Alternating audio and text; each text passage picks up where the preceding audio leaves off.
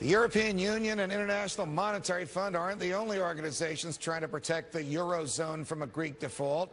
The Federal Reserve quietly voted last week to extend a program allowing the European Central Bank to borrow an unlimited amount of freshly printed, newly crisp United States dollars. The Fed has yet to disclose publicly this agreement. Here now to discuss are my freedom fighters, Charlie Gasparino, Fox Business senior correspondent, and my buddy, Nancy Skinner, radio talk show host and Freedom Watch regular, and Dan D'Amico, Loyola University economics professor.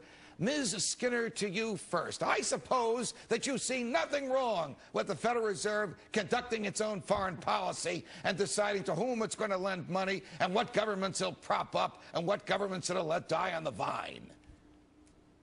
Well, Judge, central banks loan money to other central banks all the time. They get a fee. This is not a giveaway. This is a loan for which they will receive a fee. They are not loaning to commercial banks where there is risk. There is almost no risk in loaning, especially with Germany as the backstop to the European Union with the wealth that they have accumulated. There is no risk. The risk is let Greece continue to spiral downward and unravel all the progress we've made. That's what the decision was. I'm not quite sure they do this all the time. It's not completely unprecedented, but they don't do it all the time. And the Fed has lent to foreign banks before. Remember during the whole bailouts in 2008 to prevent systemic risk. The problem you have right now is that the Fed's balance sheet is so expansive, so big right now that we have to figure out just how big do we want this balance sheet to be. How much systemic risk does that cause for us at home? I know Nancy owns a financial firm, but a lot of Wall Street guys love the fact that the Fed's involved in the market, bailing them out all the time. What would be the mindset of the people at the Fed? Why would they want to send money over to Greece? It's basically what she said, to prevent systemic risk. Same reason why they lent money to European banks. The problem is, at some point, you know, you got to stop printing money. You cannot expand this balance sheet forever. Because you know what? People lose confidence in the dollar then because they're saying the dollars aren't worth anything. Dan, I thought the Fed said it was going to stop printing money at some point. Is there anything that will get them to stop short of repealing the Federal Reserve Act of 1913? I doubt it, Judge. I mean, the larger the amount of currency that's held abroad by foreign countries, the more domestic inflation gets sort of paused and fended off.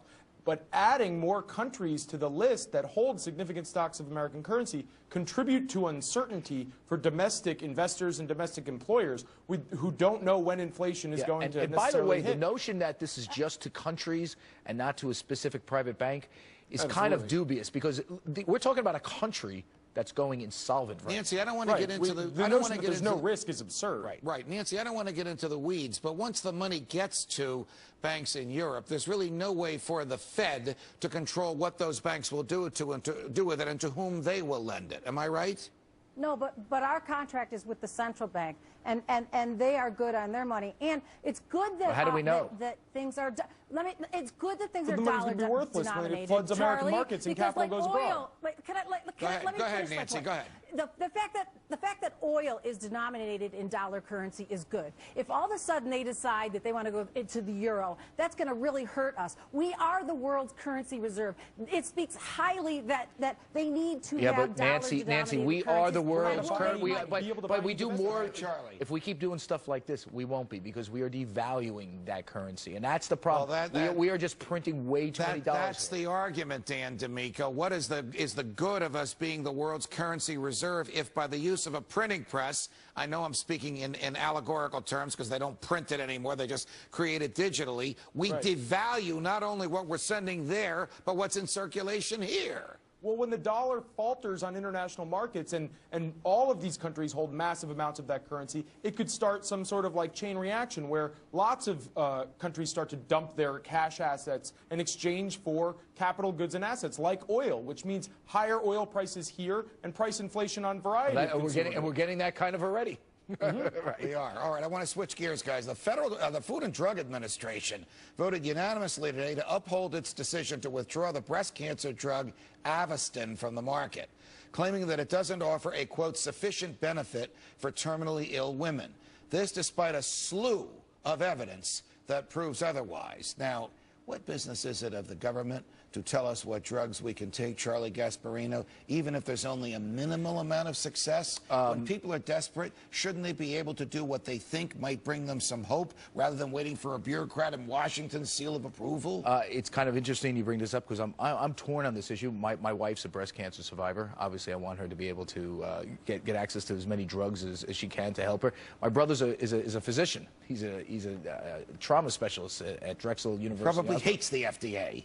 You know, he sees merit in what they do sometimes because they do protect people from drugs. Every drug has a reaction, and maybe there clearly needs to be here a middle ground where you could get access to this stuff. It's streamlined. It's got to be a middle ground. If you really want to take a chance on something, because the end is near and you want your end to be a little bit more palatable, or there is even a chance that this could extend your life by a couple of years, why should you have to go to the federal government? Why should you need the approval of a bureaucrat? Why can't you and your doctor decide, let's give this thing a try?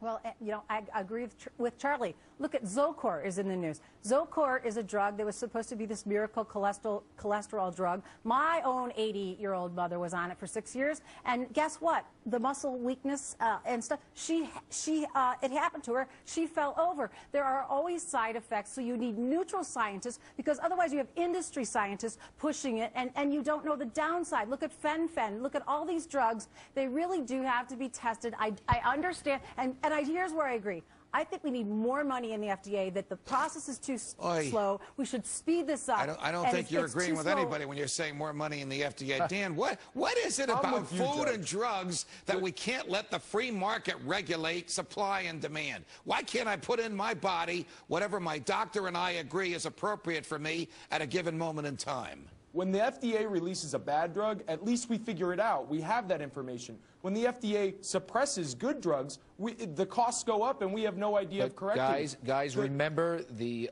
way to find out in the free market when it comes to drugs is someone dying from taking Understandably, but these people are heroes who are willing to take risks because they're terminal. What's the worst that could happen? Hang on. I don't want to sound callous, but for every person...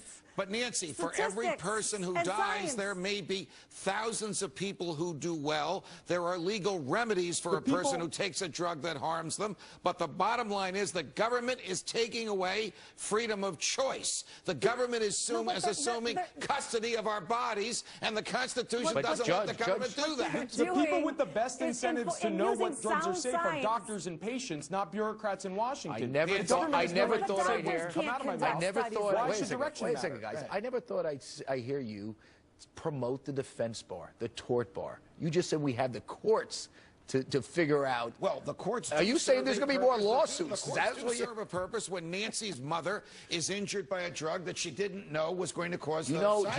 Do you know what the litigation costs are going to be? Oh, listen, I know this is going to be totally I know about insane. litigation costs better than anybody Of course else. you do. Does anybody follow the Constitution anymore, Nancy Skinner? Go ahead, Nancy. I just say go with science. I just say go with the science and the statistics and the probabilities of what works. All right. Am I hopeless, Dan, when I think that we should follow the Constitution, that the government should not control our bodies and we should? I agree. I think that the best people who are incentivized to care and be concerned about drug quality is doctors and patients, because their reputations are on the line. There's got to be. But you would want your wife to make her own decisions and not rely on a bureaucrat. Right? Of course. I mean, listen. There's got to be a middle ground here. I mean, doctors instead of bureaucrats. Dan D'Amico, Nancy Skinner, Charlie Gasparino, back with how this administration is playing with your grandchildren's financial future.